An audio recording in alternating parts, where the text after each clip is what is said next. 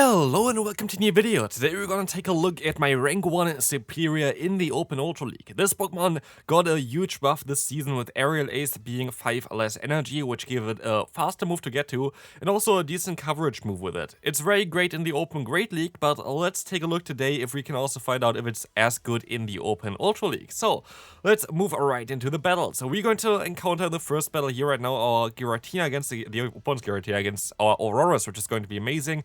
As you're going to go for a Weather Ball just to get some chip onto the opponent here, as we are going to be able to just go into our Serperior. Also, if you enjoy the content, feel free to leave a like, always helps out to spread my videos, as we're going to now see that the opponent is going to be able to go for a Moonblast, but we should hopefully put them, thanks to the Weather Ball, into a range for 2 Frenzy Plants here. First one's coming through, not going to do enough damage here sadly, but as you're going to see, the Moonblast is coming through, going to not do enough damage to knock me out either, but now I can decide if I want to win switch here or if I don't want to win switch. The thing is, I can just use a shield, farm them down, have some energy and realign my Pokemon, which is exactly what I'm going to do because I don't want to have my fighting and grass type Pokemon against the Giratina, and also I'm still going to be able to get some chip damage here against the opponent's Giratina thanks to the Frenzy Plant. Our team in general going to be the Auroras in lead, which is going to be very decent against Giratina, as well as Charizard, which is one of the biggest answers for like the Serperior, and the Resian as a Say-Stop with the move Stone Edge being able to hit those flying type Pokemon as well that might want to swap out into you after you revealed your lead, which is going to be the Auroras. So here, we're going to encounter in the back the Registeel, which is going to be amazing for us as we can go for the Sacred Sword, but sadly our attack is debuffed from the Zap Cannon, but we're going to be able to still get a shield from the opponent and still going to be able to spam them by like a lot, honestly. Like, you get so fast to the charge moves with the Resian, which is one of the reasons why this Pokemon is everywhere right now, but as we can see, we can still go for a Sacred Sword against the opponent's Registeel, and I think we still survive a Focus Blast here from this range as well. We will find out now because the opponent is going to go for one, but I will be able to swap out now anyway, predicting that the opponent going to swap out, but they decide to just forfeit this game and we can move on to the next game. Let's take a look at this one. We're going to have a Nidoqueen in the lead. This is going to be fairly decent for us, as you're going to see here in the back, going to be the Obstagoon, which we can kinda hardwall, which is kinda nice for us. But with Nidoqueen as well as the Obstagoon as a Say-Stop, it's fairly likely that they're going to run the Scrafty in the back, which hopefully going to be fine for our Serperior, as we're going to have access to the move Aerial Ace, which is going to be super effective against them. But first, of course, we have to see if this is actually correct and if they're actually going to have that Pokemon in the back. Because here right now, we're at least going to be able to do some damage against the Nidoqueen first, which might put them into range for just one Weather Ball, which would be amazing for our lead here, as actually Nidoqueen is a very bulky Pokemon and can be very annoying, to be fair. Like, I think Nidoqueen is fairly underrated in both Great as well as Ultra League. Haven't really come around to try this one out, but yes, they're going to have the Scrafty in the back, a very OG line, which still can work out fairly well. But the issue with Scrafty is this Pokemon really does a lot of damage after a while because of the Power Punch. This Pokemon ramps up so high in terms of the damage output later on, and you cannot really use shields against it. So while I have 2 shields here currently available, do I want to shield up a Power Punch that does basically close to the amount that one counter is doing anyway? I'm not sure about it, but here they're going to use a shield against the Aerial Ace, as I can still reach another one. I'm going to use a shield here just to get them a little bit lower as well, because I know that they are not currently in range for one Weather Ball, but I have to get them into that range. So we're going to try to get them a little bit lower, as we can now swap out into our Auroras. I'm going to let this move go through because I have to keep the shield for a potential Earth Power in the bag, but we will see here. I can still go for the Weather Ball, and I just barely don't knock them out. And with this game is over, and we can move on into the next one. Let's take a look at what the opponent is going to run here. We're going to have the Swampert in the lead. Horrible for us, so we decide to swap out immediately into our, of course, after like a little bit of fast move pressure, into our Resian. The opponent predicts this and goes into their Charizard. But do they also predict the Stone Edge here? Let's find out. They do not, and we can just one-shot them. They forfeit because they know that this is kind of over for them, and we can move on into the next game. Another core breaker, by the way, for this team is going to be the Clefable, and I have to say, I'm not the biggest fan of the combination of Auroras plus Resian anymore in this season, at least. In the last few seasons, it was really nice, but since, Clefable is a thing, since Toxicroak is a thing, like, this kind of core is not really as great anymore in my opinion. So I only have to use it here because this is the best way of playing this team around Serperior in my opinion. I looked a lot into different teams for Serperior, and this was the best one I came up with, and honestly, It's a tough one. It's just a very tough one to build a decent team around like the Serperior, because you're always going to have Core Breaker around you, because you're weak to the Giratina, you're weak to the Charizard, you're weak to the Alolan Sandslash. There are so many Pokemon you have to consider for this one here that it's nearly impossible, or it's basically impossible, to have a well-rounded team that has basically coverage for all the weaknesses of Serperior, because sadly, this Pokemon has way more difficult matchups in the Ultra League compared to the Great League. So here, for example, we're going to encounter the Jellicent. Here's also one of the issues for this Pokemon. Because there's so much more bulk in the Ultra League, you are not going to be able to just one-shot those Water-type Pokemon. And you still have to follow up with an Aerial Ace, which is going to do enough damage to knock them out here. But it's just not really right, as we can still go for a Frenzy Plant, which is going to do more damage here than the Aerial Ace, by the way, still. Even though Aerial Ace got buffed, still the Frenzy Plant does more damage per energy against resisted targets compared to a neutral target for the Aerial Ace. Still, Aerial Ace, of course, is a great move, especially in the Great League, as we are able to just go for them very fast. But here, we're going to encounter the Toxicroak in the bag, which, of course, is a core breaker for the two Pokemon that we still have left. Also, to be fair, our Serperior doesn't want to face this Pokemon either. We have, of course, the super effective Aerial Ace against them there, but it's still not a great matchup. I'm kind of forced to use the shield now after calling the Mud Bomb before, but at least I'm still going to be able to spam those Sacred Swords. And Sacred Sword spam is really good for me, as I will be able to just do a ton of damage here. This is going to go through, going to get some damage onto them, and gonna put them into range for one Weather Ball.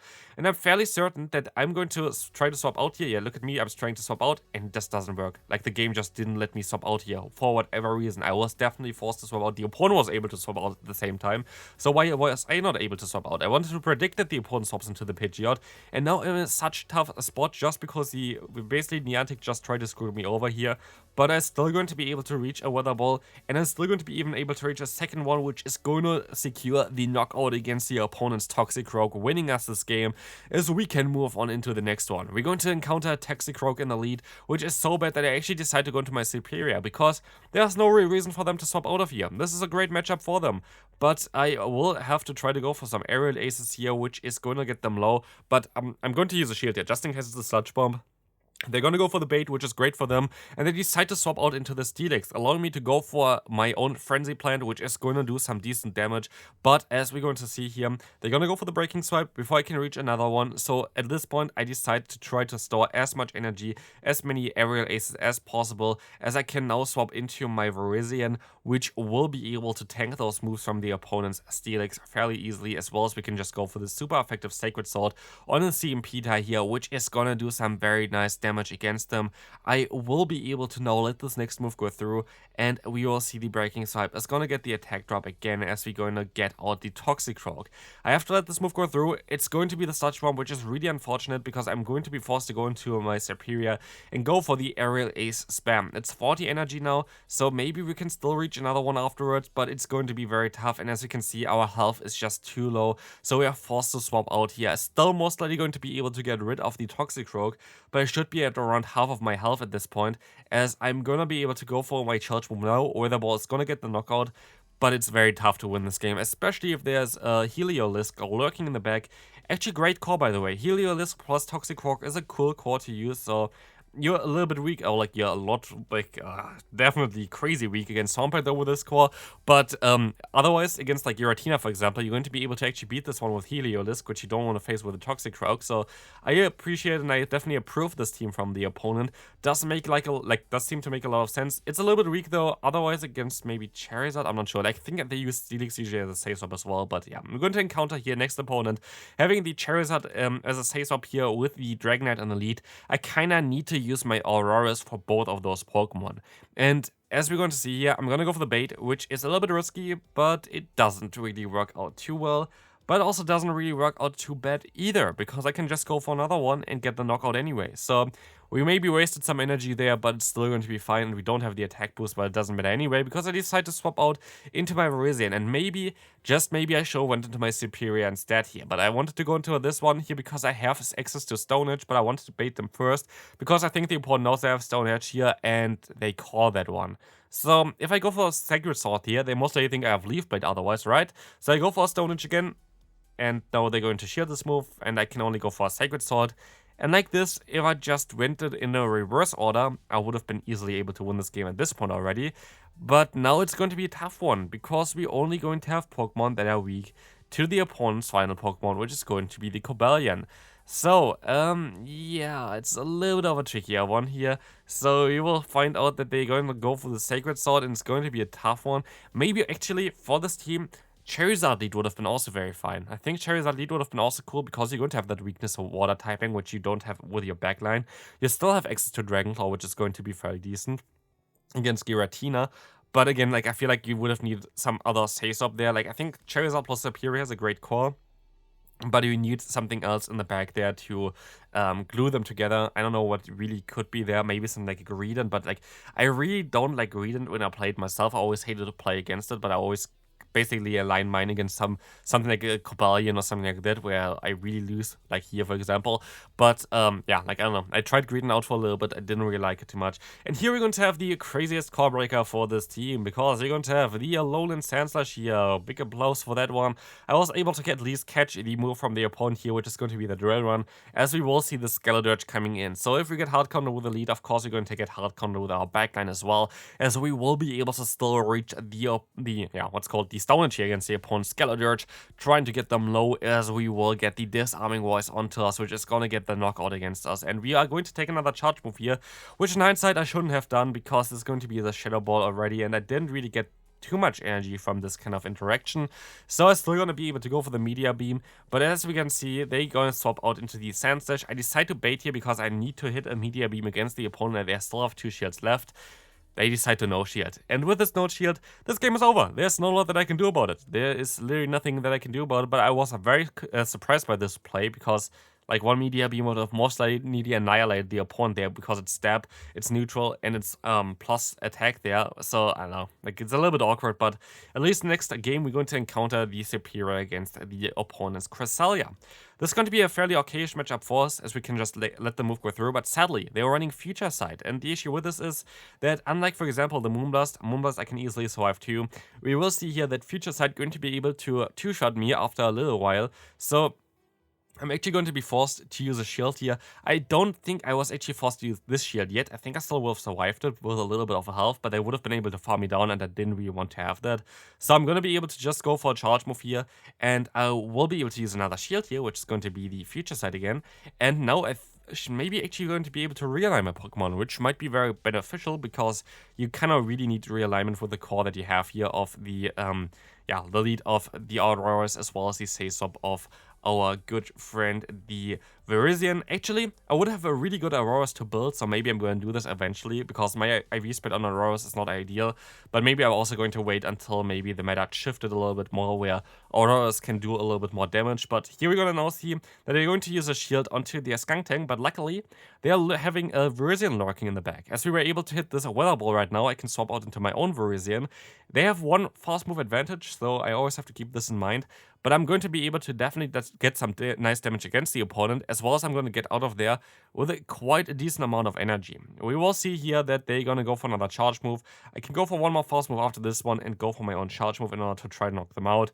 And this is going to definitely work out fairly well for me, as we will see the Sacred Sword coming through, and I can still even reach another Sacred Sword against the opponent's Skuntank here, which is going to go down, which is going to be amazing for me, so I will be able to win this game as well. And we can move on into the final game of today's video. Horrible lead for us. We're going to swap out eventually, I think, into our Serperior against the opponent's Cresselia, which is okay for me, as they are not running the Future Sight this time around. They're running the Moonblast here, which is going to be okay for me.